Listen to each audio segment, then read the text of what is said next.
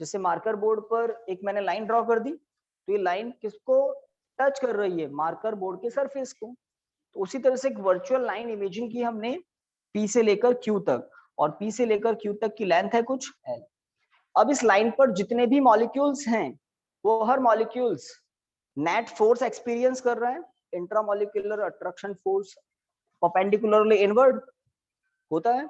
और एक और बात, इस सरफेस पर इस लाइन के आसपास जितने भी मॉलिक्यूल्स हैं वो भी तो फोर्स अप्लाई करते हैं, है ना। एक मॉलिक्यूल दूसरे को अट्रैक्ट कर रहा है, दूसरा पहले को अट्रैक्ट कर रहा है, तो intramolecular attraction force her point पर है ना। फ्री सरफेस के ऊपर, फ्री सरफेस पर जितने भी मॉलिक्यूल्स हैं सभी जगह है। अब सरफेस टेंशन की डेफिनेशन के अकॉर्डिंग हम क्या कहते हैं, दी फोर्स पर यूनिट लेंथ। इंपॉर्टेंट बात क्या है, बॉटम लैंग्वेज क्या है, the force per unit volume on a tangent which drawn at free surface of liquid।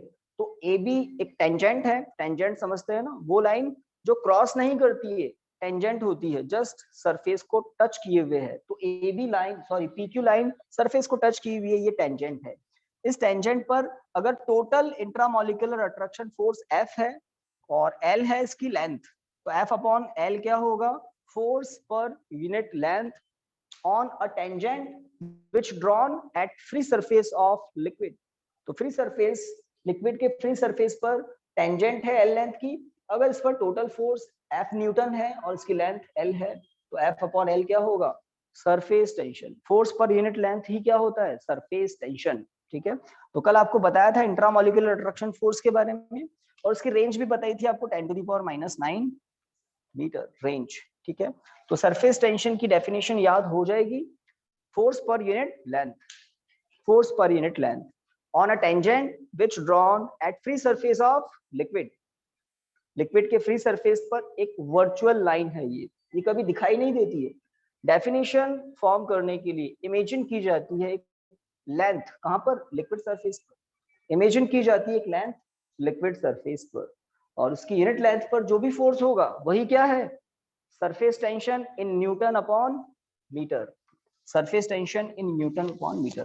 तो आगे का जो चैप्टर है वो intramolecular attraction force, then surface tension, then surface energy, इसी से रिलेटेड है। ठीक है, तो सरफेस टेंशन के बाद सरफेस एनर्जी होना चाहिए, है ना। सरफेस एनर्जी की बात करते हैं।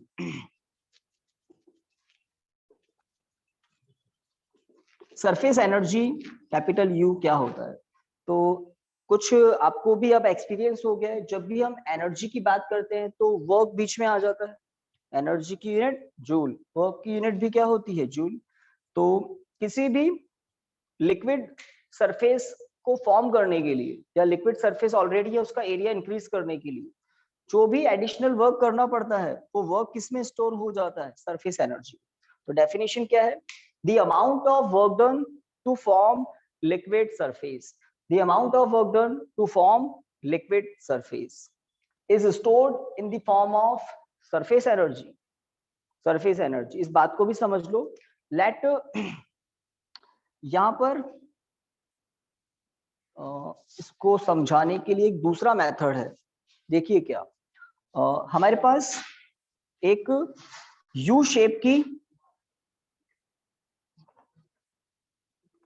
मेटेलिक, एक यू शेप का मेटेलिक वायर है, यू शेप का, समझ रहे हैं, एक ही वायर है ये, इसको कैसा बैंड किया है, of U shape, U shape का हमने इसको बैंड किया हुआ है। ठीक है, इस पर हमने एक स्ट्रेट वायर और कनेक्ट कर दिया पी क्यू।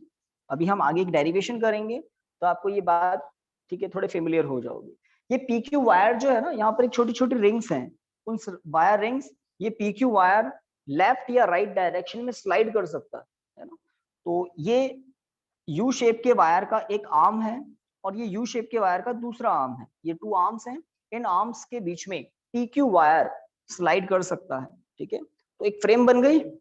लेट यहाँ पर मैं नेमिंग कर देता हूँ, लेट टी। तो पी, चलिए टी नहीं देकर कुछ दूसरा नाम दे देते हैं ओ। तो पी ओ क्यू एक फ्रेम हो गया, क्लोज्ड पाथ हो गया। अगर इस फ्रेम को, जैसे होता है ना सोप सॉल्यूशन, आपने सोप सॉल्यूशन रेडी किया हुआ है किसी, है ना, वेसल में, और आपने इस यू शेप के फ्रेम को अंदर डिप कर दिया जिसमें पीक्यू वायर लगा हुआ है, ठीक है। और जैसे ही आप उसको बाहर निकालते हैं तो आप देखते हैं इस पीक्यू POQ पर सोप सॉल्यूशन की एक फिल्म रेडी हो जाती है। फिल्म समझते हैं ना, एक बहुत ही फाइन, बहुत ही पतली layer, liquid layer called liquid film. देखा है आपने कभी, है ना, ये आते हैं ना फेयर्स में, लेकर आते हैं एक सर्कुलर रिंग जैसा स्ट्रक्चर, और उसका कनेक्शन होता है एक ट्यूब से। यहाँ से आप, है ना, विसल करते हैं, यहाँ से आप ब्लो करते हैं एयर, और इसको अगर सोप सॉल्यूशन में डिप कर देते हो, क्या बनते हैं, सोप बबल्स रेडी हो जाते हैं।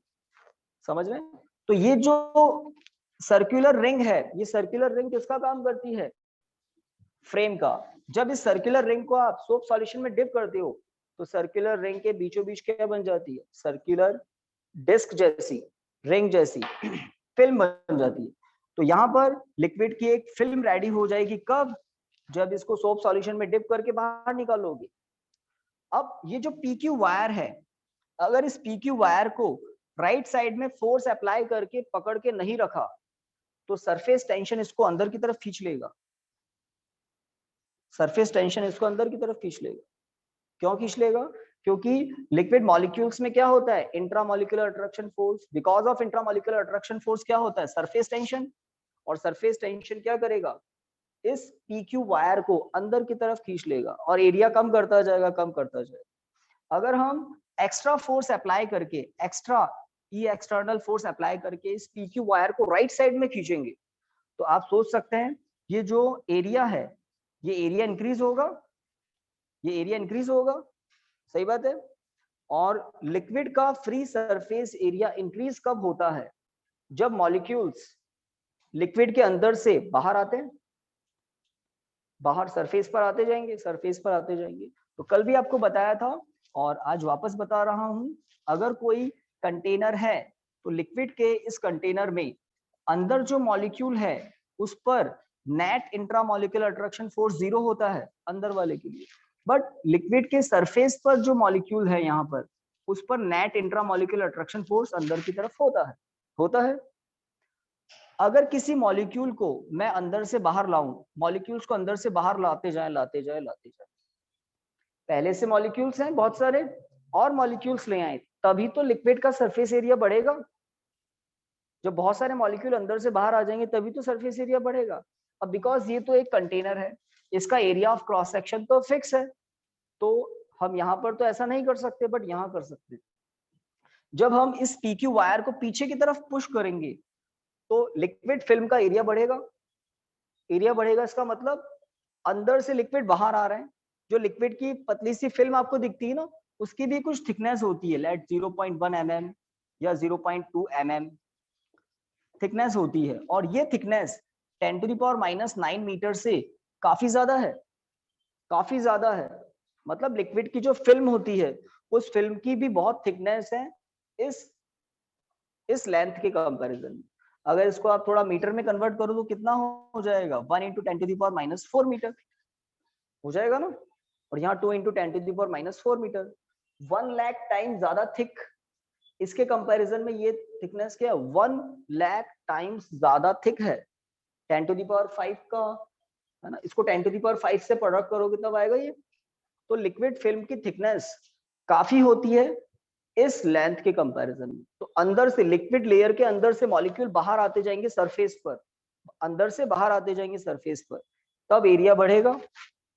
और लिक्विड के अंदर से मॉलिक्यूल को बाहर लाने के लिए वर्क करना पड़ता है, किसके अगेंस्ट, नेट इंट्रामोलिकुलर फोर्स कहाँ होता है, नीचे की तरफ, अंदर की तरफ। तो कोई मॉलिक्यूल यहाँ आएगा क्यों, अपने आप तो आने से रहा, क्योंकि यहाँ पर नेट फोर्स कहाँ है, अंदर की तरफ, अंदर की तरफ, कल बात कर रहे थे हम। तो उस नेट इंट्रामोलिकुलर अट्रैक्शन फोर्स के अगेंस्ट वर्क करके मॉलिक्यूल को बाहर लाओ, सरफेस पर लाओ, तभी तो सरफेस का एरिया बढ़ेगा। तो सरफेस के एरिया को बढ़ाने के लिए वर्क करना पड़ता है, और वो वर्क किसमें स्टोर हो जाता है, सरफेस एनर्जी में, सरफेस एनर्जी में। तो एक डेफिनेशन है, the amount of work done to increase surface area of free surface area of liquid free surface area of liquid. तो ये सबसे टॉप जो सरफेस होता है इसको बोलते हैं फ्री सरफेस। और लिक्विड फिल्म में कितने सरफेस होते हैं? लिक्विड की फिल्म में कितने सरफेस होंगे? 2।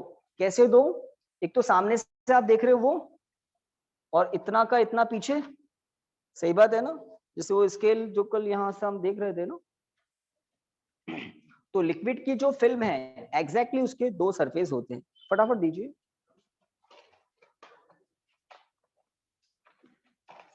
तो ये भी ट्रांसपेरेंट ही है तो प्लास्टिक। तो यहाँ पर मान लो कुछ देर के लिए लिक्विड फिल्म है, इसकी कुछ थिकनेस भी है। ओके, तो यहाँ पर अगर एक सरफेस है तो मेरे सामने भी तो सरफेस है यहाँ पर, तो इधर एक सरफेस है, उतना का उतना सरफेस इधर भी है। तो अगर लिक्विड की लेयर है, फिल्म है, तो उसके 2 सरफेस हो जाते हैं। और इस डायग्राम में देखें तो एक चैम्बर में लिक्विड कंटेनर के अंदर चैम्बर में रखा हुआ है, तो इसका फ्री सरफेस एरिया तो एक ही है ये।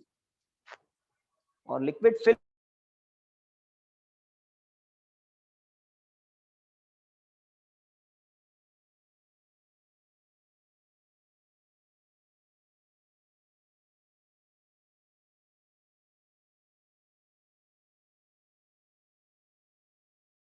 की जगह हो रहा है, बट इस केस में 2 जगह होगा, सामने से भी और पीछे से भी 2 सरफेस होंगे। तो जब आप पीक्यू वायर को पीछे की तरफ पुश करेंगे, किसके अगेंस्ट? टेंशन फोर्स लिक्विड का जो टेंशन फोर्स है उसके अगेंस्ट। अगर आप यहाँ पर फोर्स अप्लाई करके भी नहीं रखेंगे तो पीक्यू वायर तो अपने आप इधर चला जाएगा, एरिया कम होता जाएगा, कम होता जाएगा, कम होता जाएगा। क्यों कम होता जाएगा? इंट्रामोलिकुलर अट्रैक्शन फोर्स इस पूरे वायर को इधर की तरफ खींच देगा और सारा लिक्विड इकट्ठा होकर ड्रॉप फॉर्म में आकर नीचे गिर जाएगा। फिल्म डिस्ट्रॉय, खत्म फिल्म। एरिया को बढ़ाने के लिए फोर्स अप्लाई करना पड़ता है। और आप भी जानते हैं फोर्स इनटू डिस्प्लेसमेंट क्या होता है वर्क, सब जानते हैं 9th क्लास से। फोर्स इनटू डिस्प्लेसमेंट क्या होता है वर्क। तो हम फोर्स इनटू डिस्प्लेसमेंट से वर्क पता करते हैं, और वो वर्क किसके इक्वल होता है? सरफेस एनर्जी के इक्वल होता है। तो डेफिनेशन तो थोड़ा मैंने आपको क्लियर किया है। अब एक डेरिवेशन को समझाते हैं, relation between surface energy and surface tension. तो गाइस सरफेस टेंशन क्या है एक बार बता दो, आज आते ही जो बताया था। किसी भी लिक्विड का सरफेस टेंशन T क्या होता है? फोर्स पर unit length, force on unit length on a tangent which drawn at free surface of liquid. Force per unit length at tangent which drawn free surface of liquid. तो force पर unit length होता है surface tension, एक बात। दूसरी बात, surface energy क्या होती है? उस वर्क के इक्वल होती है। लिक्विड एनर्जी क्या होती है? उस वर्क के इक्वल जो करना पड़ता है। the amount of work done which the amount of work done, the surface energy is defined by amount of work done to form liquid surface, to form liquid surface। और अगर हम delta U की बात करें, increase in surface energy, तो increase in surface energy क्या होगी? Additional work. अगर ऑलरेडी किसी लिक्विड का फ्री सरफेस कुछ तो है बट उसमें इंक्रीमेंट कर रहे हैं, तो इंक्रीमेंट में जो वर्क किया है वो किसके इक्वल हो जाएगा? एनर्जी में इंक्रीमेंट के इक्वल हो जाएगा। ऑलरेडी कुछ एनर्जी है, जैसे ही सोप सॉल्यूशन से आपने यू शेप की फिल्म को बाहर निकाला, फ्रेम को बाहर निकाला, उस पर लिक्विड की फिल्म आपको इनिशियली दिख रही है, कुछ वर्क तो आपने ऑलरेडी कर दिया। उसके बाद एडिशनल वर्क कर रहे हो आप पीक्यू वायर को पीछे खिसकाते समय, है ना? तो वो एडिशनल वर्क एडिशनल एनर्जी के इक्वल हो जाएगा और एनर्जी में इंक्रीमेंट के इक्वल हो जाएगा। तो अब देखते हैं कैसे। तो वही यू शेप की एक फ्रेम देखें तो ये तो है एक वायर, मेटल का सिंगल वायर जिसको यू शेप में हमने बैंड किया हुआ है, ठीक है। यहाँ पर एक और वायर हमने अटैच कर दिया, लेट पीक्यू वायर, पीक्यू की लेंथ है एल। ओके, इस फ्रेम को, अब ये फ्रेम हो गई ना, क्योंकि पीक्यू वायर अटैच करते ये एरिया हो गया बाउंडेड एरिया। तो किसी मटेरियल से बाउंडेड एरिया क्या होता है? फिल्म के अंदर का एरिया, फ्रेम के अंदर का एरिया। फ्रेम वर्ड आपने सुना हुआ है ना? अगर कोई Yes. मटेरियल किसी एरिया को बाउंड करता है, तो मटेरियल ने जो बाउंड्री बनाई है उसको क्या कहते हैं? फ्रेम। तो मेटल के वायर से ये पूरी बाउंड्री आपको दिखाई दे रही है, ये किसी एरिया को बाउंड किए हुए है, तो इसको कहते हैं फ्रेम। अब ये फ्रेम रेडी हो चुकी है। इस फ्रेम को लेट इसको नेम कर देते हैं POQ। इस फ्रेम को आपने सोप सॉल्यूशन में डिप किया और फिर बाहर निकाला। एरिया ज्यादा नहीं है ना, डायग्राम में मैं ज्यादा दिखा रहा हूँ, छोटा सा एरिया है ये। आपने सोप सॉल्यूशन में डिप किया और बाहर निकाला, तो आपको इस एरिया में बीच में क्या दिखाई देगी? एक लिक्विड की लेयर, एक लिक्विड की फिल्म, सोप सॉल्यूशन की फिल्म। ठीक है, उसको मैं कुछ इस तरह से दिखा देता हूँ, क्योंकि ये लिक्विड ही तो है। तो ये लिक्विड की एक लेयर यहाँ पर रेडी हो गई। अब आप प्रैक्टिकली समझें, कैपिटल T सरफेस टेंशन है, फोर्स पर यूनिट लेंथ।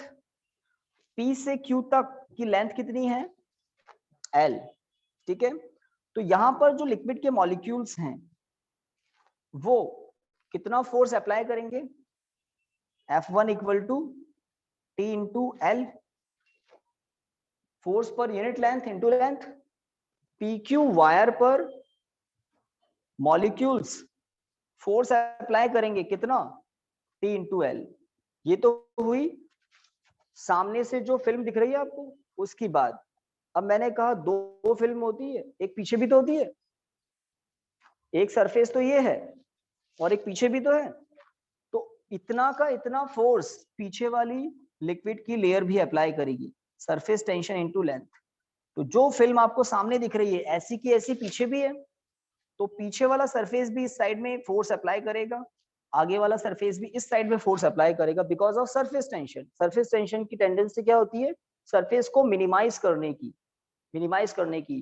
जैसे किसी बैलून का सरफेस होता है स्ट्रेच्ड, वैसे ही लिक्विड का सरफेस भी क्या होता है? स्ट्रेच्ड। वो अपने एरिया को मिनिमम रखने की टेंडेंसी रखता है।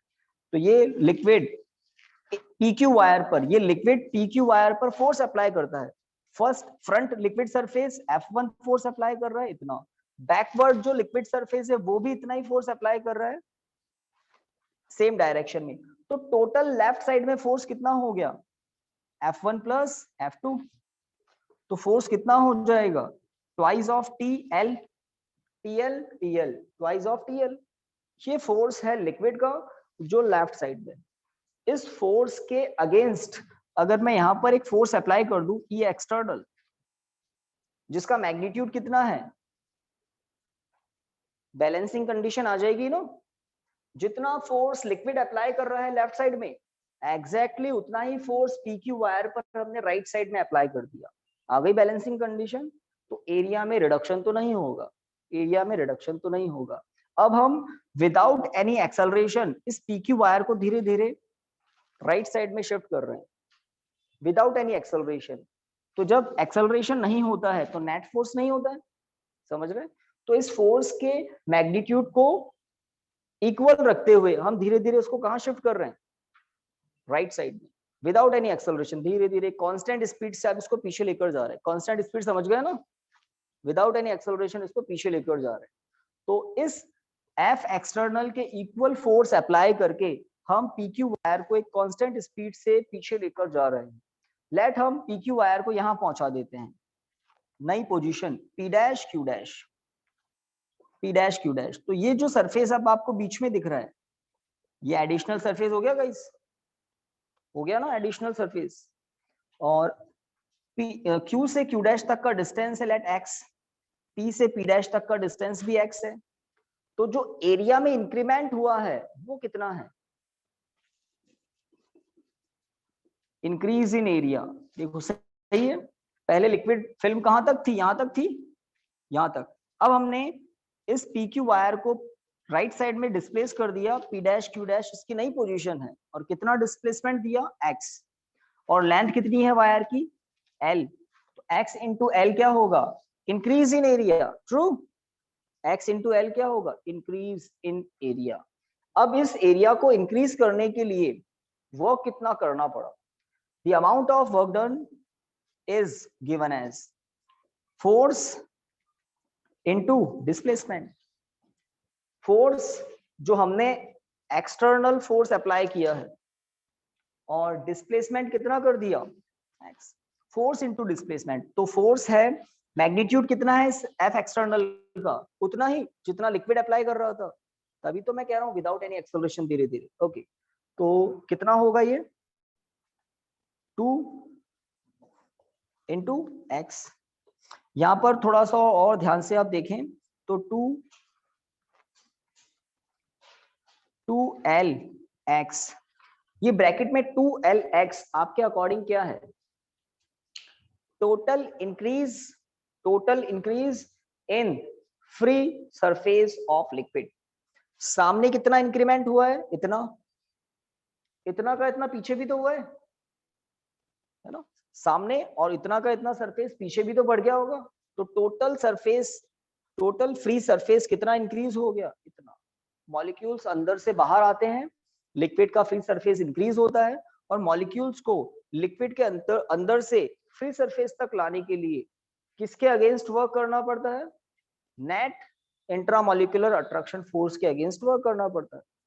तो this is the total amount of work done to increase that much area of free surface. इस एरिया को हम लिख सकते हैं डेल्टा ए, डेल्टा ए। अब ये W किसके इक्वल होगा, सरफेस एनर्जी के। W के प्लेस पर आप लिख सकते हैं सरफेस एनर्जी। तो this is the formula, this is the relation between surface energy and surface tension. और डेल्टा ए क्या है, इंक्रीज इन एरिया, और डेल्टा यहाँ पर U, ये U लिखा है ना, इस U के प्लेस पर आप डेल्टा U लिख दे तो ज्यादा बेटर रहेगा। डेल्टा U क्या है, इंक्रीज इन सरफेस एनर्जी, क्योंकि जब PQ वायर यहाँ पर था तब भी तो कुछ सरफेस है, कुछ एनर्जी तो ऑलरेडी है, बट हमने एक्स्ट्रा फोर्स अप्लाई करके एरिया को इंक्रीज किया है। तो इंक्रीज इन एरिया कितना है, और ये क्या है, इंक्रीज इन एनर्जी। तो increase in energy, increase in area, surface tension. तो बेसिक क्या है, बेसिक बस यही है, इंट्रामोलिकुलर अट्रैक्शन फोर्स होता है, और कितने डिस्टेंस तक होता है, 10⁻⁹ मीटर डिस्टेंस तक होता है। अगर कोई मॉलिक्यूल कंप्लीटली लिक्विड के अंदर है और वो चारों तरफ लिक्विड मॉलिक्यूल से बाउंडेड है, सराउंडेड है, तो उस पर नेट फोर्स क्या हो जाता है, जीरो, नेट फोर्स जीरो होता है। बट कोई मॉलिक्यूल अगर लिक्विड के फ्री सरफेस पर है तो उस पर नेट अट्रैक्शन फोर्स अंदर की तरफ होता है। किसी मॉलिक्यूल को लिक्विड के बिल्कुल अंदर से फ्री सरफेस तक पहुंचाने के लिए आपको वर्क करना ही पड़ेगा, किसके अगेंस्ट, नेट इनवर्ट फोर्स के अगेंस्ट। आपको ऊपर लाना है मॉलिक्यूल को लिक्विड सरफेस पर, तो वर्क करना पड़ेगा। अगर अंदर से मॉलिक्यूल बाहर आएगा तभी तो लिक्विड का फ्री सरफेस बढ़ेगा, तो लिक्विड के अंदर से मॉलिक्यूल को बाहर लाना पड़ता है अगर लिक्विड का फ्री सरफेस एरिया बढ़ाना है तो, और लाना है तो इस फोर्स के अगेंस्ट वर्क करना पड़ेगा। और वो वर्क क्या है, external force into displacement, external force into displacement. इस फोर्स को ध्यान है ना, क्या है ये, F1 plus F2, F1 plus F2। तो F1 फोर्स है फ्रंट वाले फ्री सरफेस का टोटल फोर्स, और बैकवर्ड वाले का F2, और बिल्कुल F1 और F2 मैग्नीट्यूड में सेम है, तो टोटल फोर्स ये हो जाता है। और ये फोर्स है जो लिक्विड ने अप्लाई किया, और इतना ही फोर्स हमने राइट साइड में अप्लाई कर दिया सेम मैग्नीट्यूड में। तो इस फोर्स के अगेंस्ट हमने वर्क किया, और वर्क किसमें स्टोर हो जाता है, एनर्जी में, एनर्जी में। तो एक टॉपिक है जो आज मैंने सेंड भी किया था, relation between surface energy and surface tension. तो this is the formula, relation between surface energy and surface tension. आप भी जानते हैं सरफेस टेंशन की यूनिट क्या है, न्यूटन अपॉन मीटर।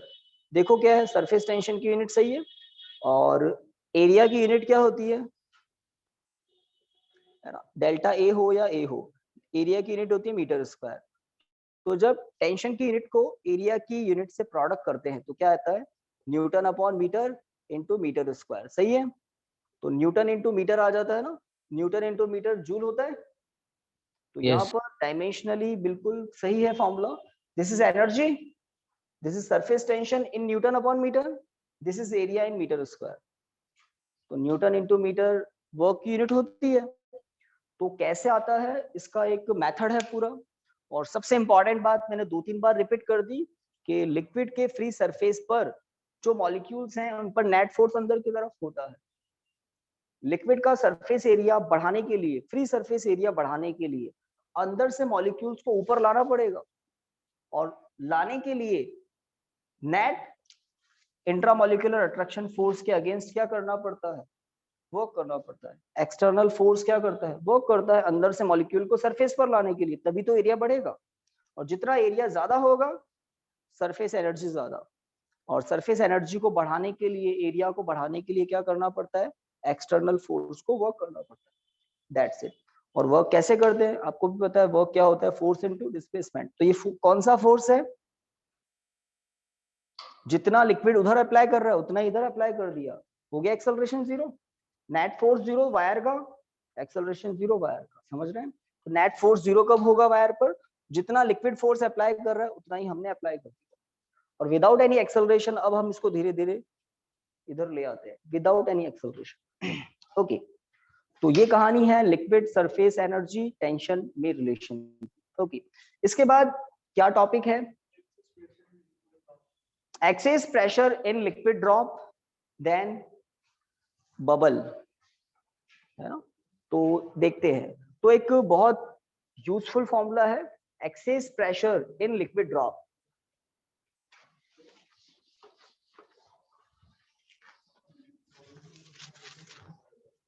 तो इस पर तो आईएमपी लगाते हैं हम।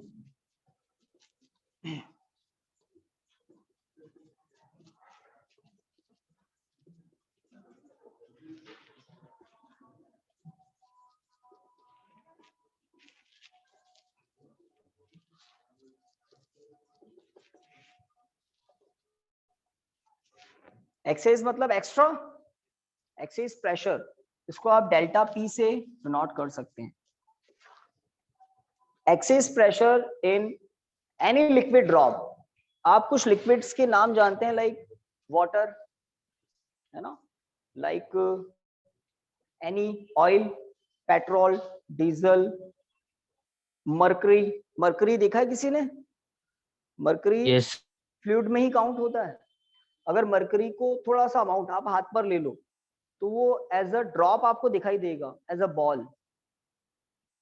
मैं मरकरी का नाम इसलिए ले रहा हूं, मरकरी एक ऐसा सब्सटेंस है जिसमें इंट्रामोलिकुलर अट्रैक्शन फोर्स मतलब कोहेसिव फोर्स मैक्सिमम होता है। कोहेसिव पता है ना, लाइक मॉलिक्यूल्स के बीच का फोर्स, एक ही सब्सटेंस के दो मॉलिक्यूल के बीच का फोर्स। मरकरी में कोहेसिव फोर्स मतलब इंट्रामोलिकुलर अट्रैक्शन फोर्स मैक्सिमम होता है। इसलिए मरकरी को जब आप किसी टेबल पर या कहीं भी रख देते हो तो वो अपने आप में सिमटा हुआ होता है। रीजन, मरकरी मरकरी के बीच में, है ना, इंट्रामोलिकुलर अट्रैक्शन फोर्स मैक्सिमम होता है। बहुत सारे ऐसे सब्सटेंस है लाइक वाटर, तो वाटर के मॉलिक्यूल्स में इंट्रामोलिकुलर अट्रैक्शन फोर्स होता तो है, बट मरकरी जितना नहीं होता है। ओके, तो एक्सेस प्रेशर का फॉर्मूला फॉर्मुलेट करने के लिए, वो भी किसमें, ड्रॉप, लिक्विड की एक टाइनी सी स्फेरिकल ड्रॉप के अंदर।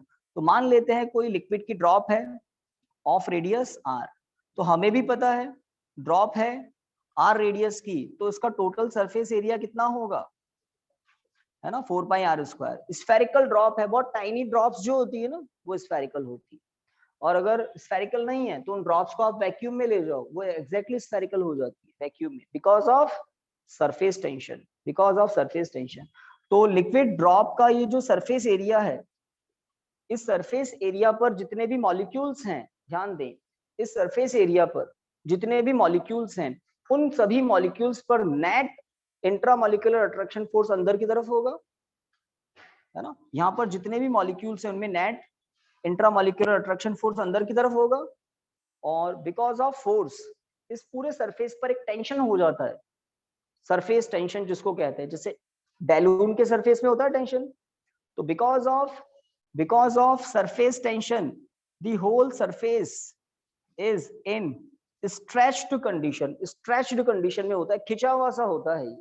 और बिकॉज ये थोड़ा सा स्ट्रेच्ड होता है तो ये अपने अंदर के जो लिक्विड मॉलिक्यूल्स हैं उनको एक्स्ट्रा प्रेशर अप्लाई करता है, बिल्कुल उसी तरह से जैसे बैलून का सरफेस अंदर के गैस मॉलिक्यूल को थोड़ा सा कंप्रेस करता है, बाहर प्रेशर कम होता है, एटमॉस्फेरिक प्रेशर होता है, और बैलून के अंदर प्रेशर थोड़ा ज्यादा होता है, गैस के मॉलिक्यूल्स कंप्रेस्ड कंडीशन में होते हैं। रीजन, सरफेस ऑफ बैलून, यहाँ पर लिक्विड का जो सरफेस है उसमें एडिशनल फोर्स होता है, सरफेस टेंशन होता है, ये स्ट्रेच्ड होता है, तो अंदर के लिक्विड को ये थोड़ा और कंप्रेस करता है। बाहर प्रेशर कितना है? Atmospheric pressure. अंदर प्रेशर होता है atmospheric pressure plus delta P. Atmospheric pressure तो सब जगह है, बट लिक्विड की ड्रॉप के अंदर एक्स्ट्रा प्रेशर होता है डेल्टा पी। वो एक्सिस प्रेशर क्यों होता है? Because of surface tension. हमें उसका फॉर्मूला फॉर्मुलेट करना है ना, उसका फॉर्मूला फॉर्मुलेट करना है। तो अगर लिक्विड ड्रॉप की रेडियस आर है तो एक्सेस प्रेशर के लिए फॉर्मूला फॉर्मुलेट करना है, तो आपको थोड़ा सा कुछ एज्यूम करना होगा। वो क्या एज्यूम करना होगा? अगर हम इस लिक्विड ड्रॉप की रेडियस में कुछ इंक्रीमेंट करें डी आर या डेल्टा आर कुछ कह देता हूं, तो increase radius of liquid drop. Imagine करना है, प्रैक्टिकली पॉसिबल नहीं है, इमेजिन करना है। किसी लिक्विड ड्रॉप के सरफेस को इंक्रीज करने के लिए हमें उस लिक्विड ड्रॉप का एरिया इंक्रीज, रेडियस इंक्रीज करनी चाहिए। जब रेडियस इंक्रीज हो जाएगी तो सरफेस एरिया इंक्रीज हो जाएगा ना, सही बात है, सरफेस एरिया इंक्रीज हो जाएगा। मान लो इनिशियल सरफेस एरिया को मैं कैपिटल ए सिंबल से डिनोट कर देता हूं। अगर radius R plus delta R हो जाए किसी मेथड से, वो मेथड क्या होगा? वर्क करना पड़ेगा, है ना, वर्क करना पड़ेगा। तो लेट रेडियस को इंक्रीज करके आर प्लस डेल्टा आर करना है, और उसके लिए कितना वर्क करना पड़ा? लेट डब्ल्यू वर्क करना पड़ा, ठीक है। तो वो डब्ल्यू वर्क किसके इक्वल होगा? वो डब्ल्यू वर्क होगा, आपको याद होगा हमने डेल्टा यू इक्वल टू अभी अभी डेरिवेशन किया था ना, क्या था? टी इंटू डेल्टा ए, याद आया कुछ? Increase in surface energy, surface tension, increase in area. और ये इंक्रीज इन एनर्जी एग्जैक्टली किसके इक्वल होती है? वर्क के इक्वल होती है। तो वो फॉर्मूला यहाँ यूज आएगा। तो अगर मैं रेडियस में डी आर इंक्रीमेंट करता हूं, तो रेडियस में डी आर इंक्रीमेंट करने के लिए मुझे कितना वर्क करना पड़ेगा? Surface tension into increase in area के इक्वल। अब इंक्रीज इन एरिया कितना होगा? तो सीधी सी बात, डेल्टा ए इक्वल टू होगा 4 pi R plus delta R whole square minus 4 pi R square. Final area, increased area minus initial area, क्या मिलेगा आपको? इंक्रीज इन एरिया, है ना। तो increased area minus initial area क्या होगा? Increment in the area. तो आप भी जानते हैं ए प्लस बी का होल स्क्वायर, हम 4 पाई को तो बाहर ले सकते हैं, और यहां से R plus delta R whole square minus R square, ठीक है, बिल्कुल ठीक है। होल स्क्वायर अप्लाई करें तो क्या होगा? R square plus delta R square plus 2 R delta R हो जाएगा ना। तो देखिए, R square plus delta R square plus 2 R delta R, कुछ कैंसिल हो रहा है? क्या कैंसिल हो रहा है? एक तो आर स्क्वायर कैंसिल, और पुरानी बात आपको याद दिला दूं, स्मॉल क्वांटिटी का स्क्वायर क्या होता है? Negligible. Delta R small increment है, तो इस वाली टर्म को नेग्लेक्ट कर देते हो, तो अंदर क्या आएगा? 2 आर डेल्टा आर, ठीक बात। और इसको ऐसा भी लिख सकते हैं ना, 8 pi R delta R, product कर सकते हैं 4 इंटू 2। तो this is what? Increase in area, increase in area, increase in area. तो W हम पता कर सकते हैं, अब W इक्वल टू है surface tension into increase in area, 8 pi R delta R. Equation 1, increase in area into surface tension क्या होता है? Amount of work done to increase the radius bye amount dr delta R. अब same work done हम एक और method से पता करेंगे, ट्रेडिशनल मेथड जो आप बहुत पहले से जानते हैं, W equal to force into displacement. इस सरफेस को बाहर की तरफ कितना डिस्प्लेस करना पड़ेगा, तभी तो रेडियस बढ़ेगी। तो एक वर्चुअल मेथड है, प्रैक्टिकली मैंने पहले भी कहा ये प्रैक्टिकली पॉसिबल नहीं है। इस लिक्विड ड्रॉप के अंदर कौन जाएगा, कैसे जाएगा? तो लिक्विड ड्रॉप के सरफेस को अंदर से बाहर की तरफ पुश कर रहे हैं, इतना इंक्रीमेंट करना है। और हम जानते हैं एक फॉर्मूला, प्रेशर इनटू एरिया क्या होता है? फोर्स। बाहर प्रेशर है पीए और अंदर प्रेशर कितना है?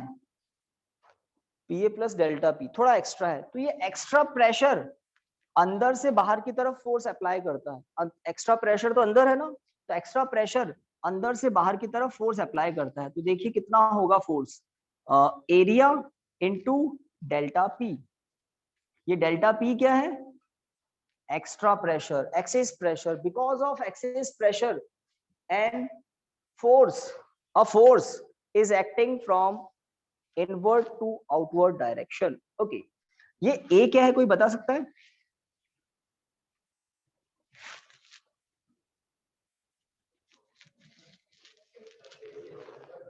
सरफेस एरिया, लिक्विड ड्रॉप का जो इनिशियल सरफेस एरिया है ना, लिक्विड ड्रॉप का जो इनिशियल सरफेस एरिया है जिस पर एक्सेस प्रेशर फोर्स अप्लाई कर रहा है, जिस पर एक्सेस प्रेशर फोर्स अप्लाई कर रहा है, तो एक्सेस प्रेशर से एरिया पर जो फोर्स लग रहा है वही तो है। तो एरिया, इनिशियल एरिया, तो एरिया का फॉर्मूला क्या होगा, 4 पाई आर स्क्वायर, और ये डेल्टा पी और ये delta R. This is again same work. तो सेम वर्क हमने 2 टाइम पता कर लिया। Which same work, to increase the radius of liquid drop by amount delta R. तो लिक्विड ड्रॉप का एरिया इंक्रीमेंट करने के लिए हमने वर्क 2 बार पता किया। एक बार इस फॉर्मूले से W equal to T into delta A, अगर रेडियस इंक्रीज करोगे तो सरफेस एरिया भी तो इंक्रीज होगा, और सरफेस एरिया में इंक्रीमेंट हमने पता लगाया, उस इंक्रीमेंट को इस फॉर्मूले में पुट कर दिया, स्टैंडर्ड फॉर्मूला है ये, और आपको W मिल गया एक बार। दूसरी बार W पता किया फोर्स इंटू डिस्प्लेसमेंट से। अब फोर्स किसका है, एक्सेस प्रेशर का फोर्स है सरफेस पर, एक्सेस प्रेशर का फोर्स है सरफेस पर अंदर से बाहर की तरफ, और इस फोर्स ने डेल्टा आर सरफेस को बाहर की तरफ पुश किया, तभी तो रेडियस इंक्रीज हुई। तो डिस्प्लेसमेंट है डेल्टा आर, फोर्स है। इस फॉर्मूले से आपको अगेन वो वर्क मिल गया। इक्वेशन 1, इक्वेशन 2 LHS सेम है, amount of work done to increase radius of liquid drop by delta R. तो इक्वेशन 1 और 2 के LHS अगर सेम है तो RHS को इक्वल करें, और क्या पता करें, डेल्टा पी का फॉर्मूला। देखिए क्या आएगा, 4 pi R square delta P delta R. Equation 2 का RHS अब T into 8 pi R delta R. Equation 1 का RHS कुछ कैंसिल हो रहा है, जैसे 4 पाई और ये 8 पाई 2 टाइम, एक ये आर स्क्वायर है ना, तो एक power cancel, R cancel, delta R तो पूरा ही कैंसिल। जो इमेजिन किया ना हमने रेडियस में इंक्रीमेंट, वो आपने मेथड अडॉप्ट किया है कि डेल्टा आर इंक्रीमेंट का मेथड, वो डेल्टा आर कैंसिल हो जाता है। अब डेल्टा पी इक्वल टू आप क्या लिख सकते हैं, सही आया क्या, देखो यहाँ से आर की पावर 1 ही थी, इस एक आर से कैंसिल हो गया था, 2t अपॉन आर। ये t क्या है, सरफेस टेंशन, आर क्या है, रेडियस ऑफ द ड्रॉप। तो अगर वाटर है, मरकरी है, कोई ऑयल है, डिफरेंट डिफरेंट लिक्विड्स की आप ड्रॉप ले रहे हैं, तो सरफेस टेंशन या एक्सेस प्रेशर किसमें ज्यादा होगा, तो एक्सेस प्रेशर उसमें ज्यादा होगा जिसका सरफेस टेंशन ज्यादा है। दूसरा, लिक्विड ड्रॉप जितनी फाइन है, जितनी छोटी है, रेडियस जितनी कम है, उतना एक्सेस प्रेशर ज्यादा होगा। बस इन 2 बातों पर डिपेंड करता है डेल्टा पी, सरफेस टेंशन के प्रोपोर्शनल, लिक्विड ड्रॉप की रेडियस के इनवर्सली प्रोपोर्शनल। अगर कोई लिक्विड ड्रॉप बड़े साइज की है, रेडियस ज्यादा है, तो एक्सेस प्रेशर कम होगा। अगर कोई लिक्विड ड्रॉप बहुत बहुत टाइनी सी है, छोटी सी है, तो उसके अंदर एक्सेस प्रेशर ज्यादा होगा।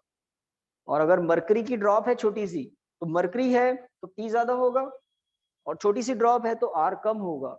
तो ऐसी कंडीशन में सरफेस टेंशन बहुत ज्यादा, सॉरी एक्सेस प्रेशर बहुत ज्यादा हो जाएगा। तो इंपॉर्टेंट बात क्या है इस टॉपिक की, एक्सेस प्रेशर फाइंड करने के लिए, ड्रॉप के अंदर एक्सेस प्रेशर फाइंड करने के लिए एक मेथड अडॉप्ट किया हुआ है, और वो कोई आज से नहीं किया हुआ है, कई सालों पहले से ही किया हुआ है। हम और आप लोग इस प्लेनेट पर नहीं थे तब से। और वो क्या है, लिक्विड ड्रॉप कंसिडर करते हैं, उसकी रेडियस में, उसके एरिया में इंक्रीमेंट करने के प्रोसेस में वर्क डन पता करते हैं।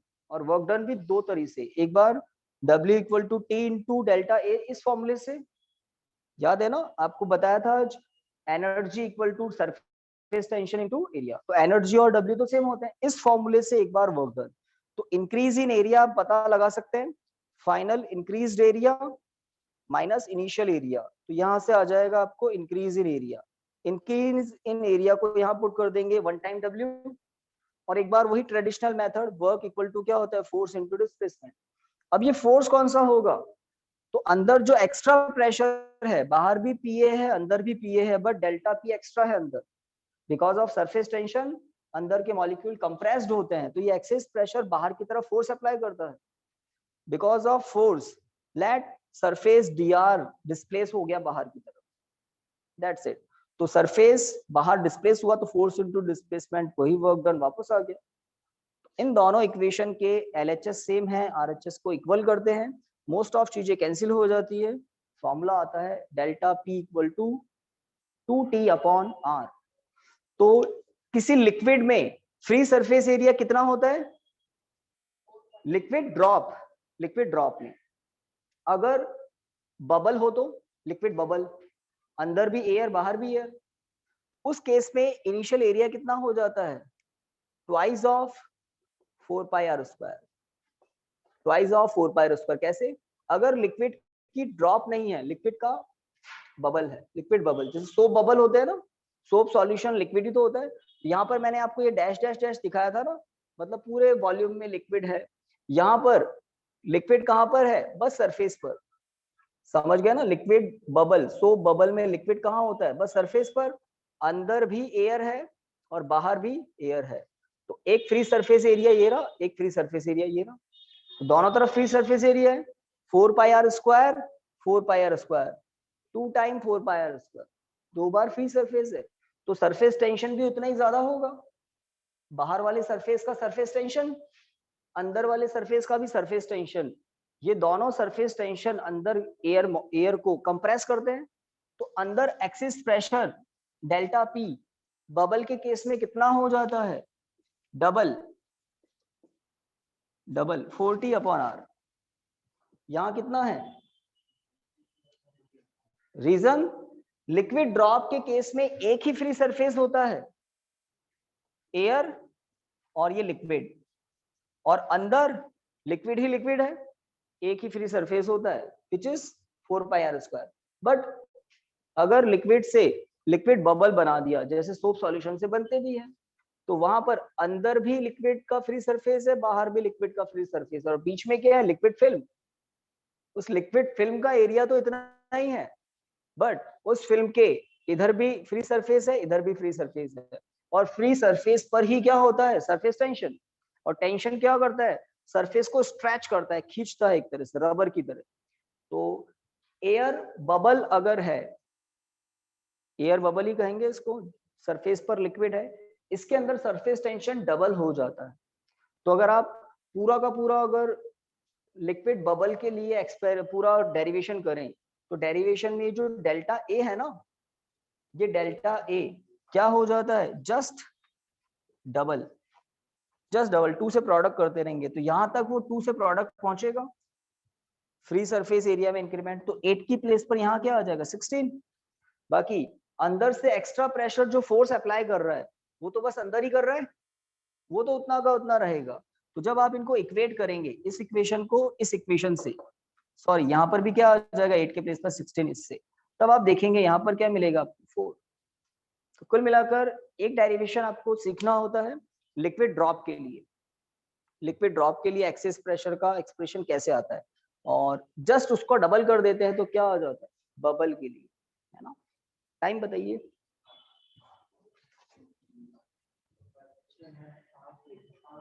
Five minutes, okay. तो एक 5 मिनट्स भी नहीं लगेंगे, एक छोटा सा टॉपिक है एंगल ऑफ कांटेक्ट, एक छोटा सा टॉपिक है एंगल ऑफ कांटेक्ट। ये एंगल ऑफ कांटेक्ट क्या होता है, तो थोड़ा सा प्रैक्टिकली सोचिए, अगर एक ग्लास का सरफेस है, जैसे घर में होती है ना एक डाइनिंग टेबल, उस पर आपने ग्लास की प्लेट, पूरी एक थिक सी प्लेट रखी हुई है, अगर उस पर लिक्विड की एक छोटी सी ड्रॉप आप देख पा रहे हैं, तो लिक्विड की ड्रॉप, और वो भी वाटर की है, लिक्विड ड्रॉप क्या है, वाटर ड्रॉप, तो वो ड्रॉप ऐसी हो सकती है, अगर ऑयल ड्रॉप है तो आप उसका शेप देख सकते हैं, बट अगर ये तो है वाटर मतलब H2O, ज्यादा बेटर रहेगा। ये तो है H2O की ड्रॉप। यहाँ पर हम एक मरकरी की ड्रॉप और कंसिडर कर ले। मरकरी ड्रॉप Hg होता है, Hg होता है। तो दोनों ड्रॉप्स को आप ध्यान से देखें तो आप देखेंगे वाटर ड्रॉप ग्लास पर, ये जो सरफेस है ये किसका है, ग्लास का है। वाटर ड्रॉप ग्लास सरफेस पर थोड़ा सा ज्यादा एरिया कवर करती है। Mercury drop same glass surface पर अपने आप में कॉम्पैक्ट रहती है, सिमटी हुई रहती है ना, एक तरह से बॉल शेप में रहती है। उसका रीजन है इंट्रामोलिकुलर अट्रैक्शन फोर्स। मरकरी में Hg में इंट्रामोलिकुलर अट्रैक्शन फोर्स बहुत ज्यादा होता है। Hg के मॉलिक्यूल्स का ग्लास के मॉलिक्यूल से, Hg के मॉलिक्यूल्स का ग्लास के मॉलिक्यूल से अधेसिव फोर्स वीक होता है। अगर Hg और ग्लास के मॉलिक्यूल्स में अधेसिव फोर्स वीक है और Hg में intramolecular attraction force, cohesive force बहुत ज्यादा है, तो यहाँ पर Hg के मॉलिक्यूल्स एक दूसरे को स्ट्रांगली अट्रैक्ट करेंगे और ग्लास के मॉलिक्यूल से कम अट्रैक्ट होंगे। That is why Hg remains at drop shape on the glass surface. Opposite to it, in the case of water, the intramolecular attraction force, cohesive force between H2O molecules is weak as compared to adhesive force between H2O molecules and glass molecules. Water molecules glass molecules के बीच में adhesive force comparatively ज्यादा होता है। किसके comparatively? H2O molecules के बीच में force से। तो ऑब्वियसली अगर ग्लास मॉलिक्यूल्स का वाटर मॉलिक्यूल्स से अट्रैक्शन फोर्स ज्यादा है तो वाटर फैल जाएगा ना ग्लास पर। वाटर अगर आप स्प्लिट करते हैं ग्लास पर तो फैल जाता है, बट अगर मरकरी करते हैं तो बॉल शेप में अपने आप को बाउंड कर लेता है, घूम जाता है। Reason intramolecular attraction force. अब एंगल ऑफ कांटेक्ट क्या होता है वो आप समझेंगे। This is the point of contact let. इस पॉइंट पर एक टेंजेंट ड्रॉ करें लिक्विड सरफेस पर और एक टेंजेंट ड्रॉ करें सॉलिड सरफेस पर, इनवर्ड, है ना। एक टेंजेंट में इधर भी ड्रॉ कर सकता था सॉलिड सरफेस पर, बट वो आउटवर्ड हो जाती लिक्विड के बाहर, और ये वाली टेंजेंट इनसाइड द लिक्विड हुई। लिक्विड कौन सा है? Hg। तो this is the angle of contact which is obtuse angle, 90 degree से ज्यादा है। अब इस वाटर के केस में देखें, ठीक है, this is the point of contact. एक टेंजेंट मैंने लिक्विड सरफेस पर ड्रॉ कर दी और दूसरी टेंजेंट सॉलिड सरफेस पर बट इनसाइड द लिक्विड, और ये एंगल कैसा है? एक्यूट एंगल, है ना। तो अगर कोई angle of contact acute angle होता है तो ऐसा लिक्विड सॉलिड सरफेस पर फैल जाता है, और अगर angle of contact obtuse angle हो तो ऐसा लिक्विड सॉलिड सरफेस पर फैलता नहीं है, वो अपने आप में बाउंडेड रहता है। ओके, एक पेयर है, अगर सिल्वर का ग्लास है, सिल्वर ग्लास में वाटर आप फिल कर लेते हैं और फिर उसके एजेस को देखना, आप देखेंगे बिल्कुल फाइन एज आपको दिखाई देगी। एक ग्लास है और किस मटेरियल का है? सिल्वर का, और उसमें आपने क्या फिल कर दिया? वाटर। तो आप यहाँ पर इन एजेस को देखना, इन एजेस को, यहाँ पर आपको एग्जैक्ट 90 डिग्री एंगल दिखेगा, प्रैक्टिकली प्रूव्ड है। इन क्या बोलते हो, एजी, सिल्वर क्या होता है? एजी। तो सिल्वर वाटर के लिए एंगल ऑफ कांटेक्ट की वैल्यू 90 डिग्री है, और वाटर एंड ग्लास के लिए angle of contact acute angle होता है, काफी कम होता है। मरकरी और ग्लास के लिए angle of contact obtuse angle होता है, 90 डिग्री से ज्यादा होता है। और इनका रीजन क्या है? Intramolecular attraction force. बता दिया आपको, Hg में ज्यादा होता है और Hg और ग्लास में कम होता है, that is why obtuse angle. यहाँ पर वाटर में अट्रैक्शन फोर्स वीक है, बट वाटर और ग्लास के बीच में अट्रैक्शन फोर्स ज्यादा है, फैल जाता है वाटर। और एंगल ऑफ कांटेक्ट क्या है? तो बस लास्ट बात बताकर एंड करते हैं। Angle of contact is what? Angle between tangent drawn at free surface of liquid and solid surface inside the liquid.